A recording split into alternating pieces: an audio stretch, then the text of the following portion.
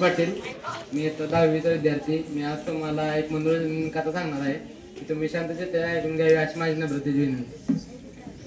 एक एका गावात एक पोरग राहत होतं. त्याचं नाव होतं गाण्या. गाण्याचं लगीन होत नव्हतं.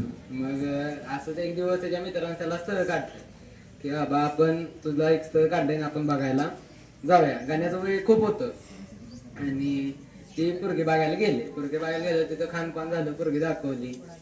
पण पोरगीची मम्मी काय तिथं पुढं आली नाही गाण्याला बघितल्या. मग गाण्या म्हणला तुला मम्मी नाही का? ती म्हणली आहे की.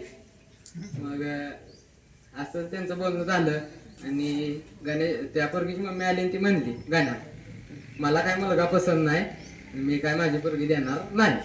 तसं म्हणल्यावर पोरगीचा पप्पा पण कंजूस होता. म्हणजे त्याची एक गोष्ट होती, त्यानं त्याच्या बायकोच्या बळजबरीने एक चप्पल घेतलेलं. चप्पल होतं 700 रुपये आणि ह्याला कवा सवय नव्हती, 150 रुपयाच्या वर चप्पल कवा घालत नव्हतं. बायकोच्या याने चप्पल घेतली. चप्पल घेतल्यावर मग असंच एक दिवस तेव्हा असं चप्पलाडं बघत बसलेला, उमऱ्यावर बसलेला चप्पलाडं बघत होता म्हणल्यावर एका जाणाऱ्या माणसानं विचारलं, अरे असं का चप्पलाडं बघत बसलायस, काय चोरून येतं इथं? काय भरोसा म्हणला चप्पल बी चोरून येत कवा तर बायकोच्या 700 रुपये चप्पल घेतली. एवढा कंजूस तो. मग गाण्या म्हणला मला काय तुमच्याकडं काय नको, मला फक्त एक सोन्याची अंगठी करा लग्न.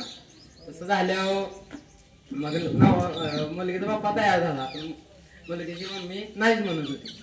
मग तिला सगळ्यांनी विचारलं तू नाही का म्हणते? मग ती म्हणली मी तुम्हाला सांगते. नाही म्हणली आत्ताच सांग. मग तसं झाल्यावर ती म्हणली जेव्हा मला नवरा बघायला चालू होता 40 वर्षापूर्वी, तेव्हा आपण ह्यो मला बघायला आलता.